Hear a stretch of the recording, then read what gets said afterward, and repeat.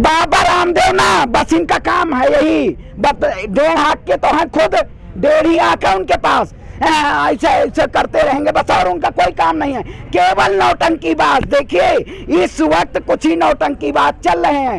एक तो दाढ़ी बढ़ाने वाले, अरे बाबा तो वो भी थे, इनका नाम बाबा कैसे चले, बाबा राम रहीम है, आज आसाराम जी ये जेल में बैठे हुए हैं। अरे इनको तो मैं मांग करता हूँ कि बाबा रामदेव को गिरफ्तार करो और इनके पतंजलि पर बैन लगाओ, जो ये सिर्फ और सिर्फ जनता को भड़का रहे हैं। जनता के अंदर सिर्फ और सिर्फ भ्रांतियां फैलाई जा रही हैं। अब मैं कहता हूं मेरी आंख फड़क रही है, बाबा रामदेव हमारी आंख को सही कर देंगे। कोई ऐसी दवा बताए जो मेरी फड़कती आंख को कम कर दिया जाए, ये चेक कर दिया जाएगा?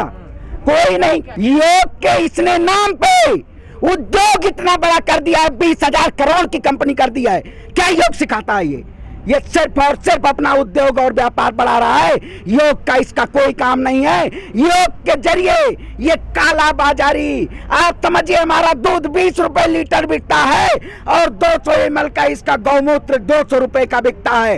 ये लूट नहीं है तो क्या पत्रकार महोदय? लेकिन हमारे देश में जो खरीदने वाले भी तो हैं गौमूत्र को, अंधभक्त है वही, अंधभक्त जो हैं उनको कितना भी समझा दो, कितना भी उनका बाप भी कहेगा ना कि मैं तुम्हारा बाप हूं, लेकिन मोदी जी अगर कह दिए कि ये आपके बाप नहीं है तो वो कहेंगे मेरे बाप नहीं है, पड़ोसी का। रोने के देखिए, जो रोना सिर्फ इनका दिखावा है। क्रोकोडाइल जो होता है वो रोने की, जब रोता, जब अधिक अत्याधिक खा लेता है, सर्च मारिएगा, जब वो अत्याधिक खा लेता है तो उसको आंसू बहने लगते हैं। इसका मतलब है कि ये सरकार में कोई और बड़ा घोटाला होने वाला है।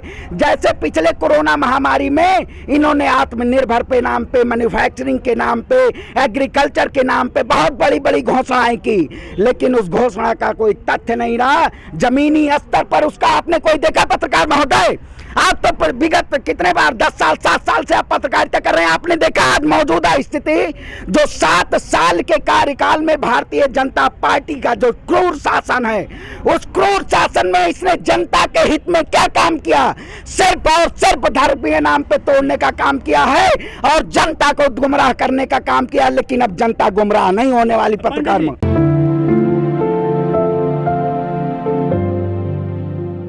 कौन रामदेव यादव? कौन रामदेव है? वही व्यापारी की बात करते हैं जो पतंजलि के व्यापारी हैं। अरे आप समझिए, कल अभी आज तक पे आपने देखा होगा उन्हीं व्यापारी रामदेव को, कामदेव उनको कहता हूं मैं, रामदेव तो नाम ही नहीं है उनका, डॉक्टर ले ने ऐसी ले ली है रामदेव काका की कि रामदेव कुछ कहने लायक नहीं। अरे मैं कहता हूं आपका सबसे बड़ा, अगर सबसे बड़ा आपका जो वो है आयुर्वेद है, या अगर आयुर्वेद होगा तो आपके डेयरी के ही सबसे जो मुख्य बंसल जी थे उनकी कोरोना से डेथ हो जाती है। आपका होम्योपैथिक कहाँ पे बैठा होता है? ये सिर्फ और सिर्फ जनता को भ्रम फैला के ये अपना व्यापार बढ़ाना चाहते हैं, देश में जनता को गुमराह करके। ये बाबा कामदेव या लाला रामदेव व्यापारी ये सिर्फ और सिर्फ गुमराह कर रहे हैं जनता को। देखिए गोदी मीडिया वही है, रखेल मीडिया है ये। जब हमारे पापा, आप देखिए ट्रेंडिंग पे क्या चल रहा है आपको, ट्विटर का ट्रेंडिंग चल रहा है। आप देखिए ये जब कुछ नहीं हो रहा है तो फेसबुक और ट्विटर के ऑफिसों पे रेड मार रहे हैं कि आम जनता की आवाज, आम किसान की आवाज और व्यक्ति की आवाज स्वतंत्रता न पहुंच सके। जबकि आर्टिकल 19 हमारा कहता है हम कुछ भी लिख सकते हैं, कुछ भी बोल सकते हैं, लेकिन ये तानाशाह सरकार, वही समझिए आज के 7 साल पहले डॉक्टर राम मनोहर लोहिया ने कहा था, जब सड़कें सुनसान हो जाए और संसद हमारा हो जाए तब जनता बगावत करती है। जनता जब बगावत करती है तभी संसद अनुशासन में होता है, और ये जनता की बगावत है, ये संसद को अनुशासन में आना करेगा और युवाओं को और किसानों की बातों को मानना पड़ेगा। अब मैं क्या, देखिए जिनको अपना व्यापार बढ़ाना है, बाबा ये लाला आदमी है, ये सिर्फ व्यापारी है, ये सब जान, लोगों की जान लेके आपको मैं दवा दे दूंगा, आप खाते रहेंगे। वही प्रज्ञा ठाकुर इन पे है, प्रज्ञा जो कहती हैं गौमूत्र पीता हूँ, अरे मैं कहता हूँ इनको भी गौमूत्र ला के दे देता हूँ। देखिए आप मीडिया कैमरे के सामने पी के दिखाइए ना, ये सिर्फ और सिर्फ जुमलेबाजी है इनकी और कोई नहीं। और ये कामदेव है जो कोरोनिल, कल इन्होंने कहा IMA के महासचिव ने, आप पूरे देश में कोरोनिल फ्री कर दीजिए, क्यों नहीं फ्री कर रहे हैं पूरे देश में कोरोनिल? अगर आप देशियत की बात करते हैं, राष्ट्रवाद की बात करते हैं, तो आप पूरे देश में कोरोनिल फ्री कर दीजिए, जनता की इम्यूनिटी बढ़ जाएगी। सिर्फ और सिर्फ व्यापार बढ़ाना चाहते हैं लोग। अब देखिए जिस तरह गिरगिट की तरह मोदी सरकार अपना रंग बदल रही है, उसी तरह मौजूदा स्थिति में कोरोना भी अपना रंग बदल रहा है। आपने देखा होगा ब्लैक फंगस, ऑरेंज फंगस और व्हाइट फंगस, ये सब खा रहे हैं दीमक की तरह, ये चाट रहे हैं जनता को।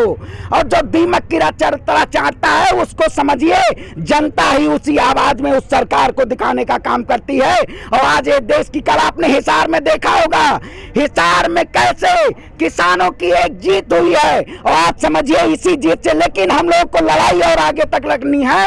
ये सिर्फ हमारे किसान भाइयों की नहीं, मजदूरों की, युवाओं की, सभी लोगों की बात है जो इस सरकार के खिलाफ आवाज है। देखिए हमेशा रोना, 56 इंच का सीना और रो रो कर जीना। मैंने आपको बैठाया है अगर किसी संवैधानिक पद पे, तो आपको जनता का आंसू पोंछने का अधिकार है, ना कि आप रोके और भावात्मक चीजों का। भी कुछ दिन देखिएगा, कुछ दिन बाद ये माँ के पास पहुंच जाएंगे। ये इसी उसमें जनता को गुमराह कर रहे हैं। आप देश के किसान आज 6 महीने से, कल हमारा 6 महीने पूरा होने जा रहा है, देश का किसान इन रोडों पर बैठा हुआ है।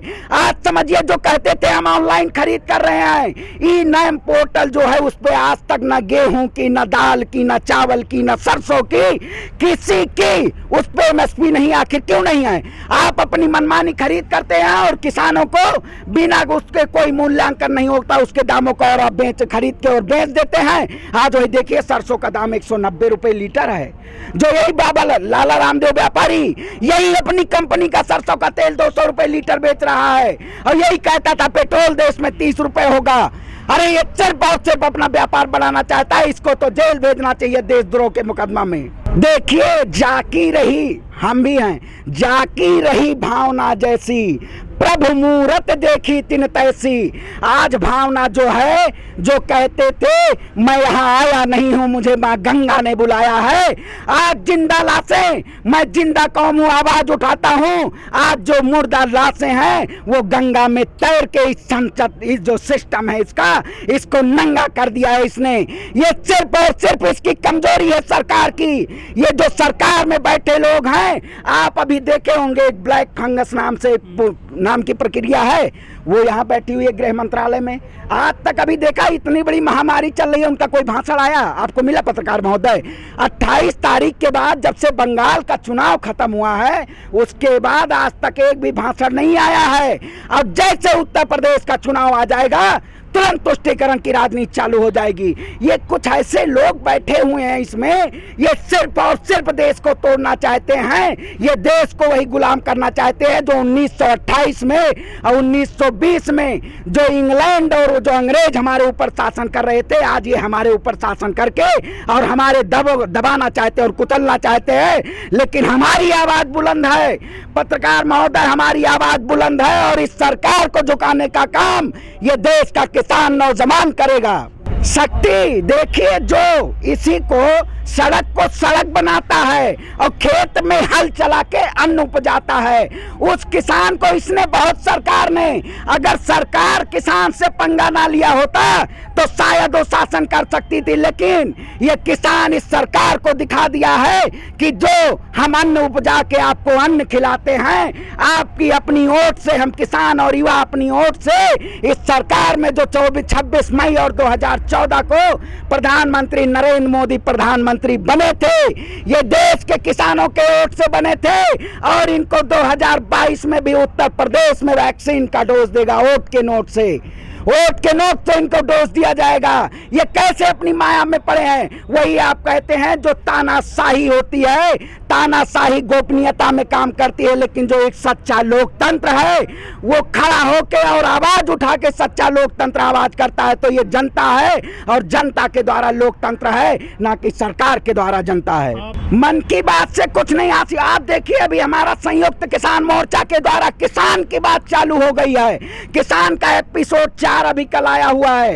ये जो सरकार है अब ये मजबूर हो जाएगी किसानों की बात करने में, क्योंकि मन की बात से जनता अब हंसती है। आप बार बार रोइए, बार बार रोने से आपको लकड़ी का हाड़ बार बार नहीं चढ़ता पत्रकार महोदय। चढ़ता है?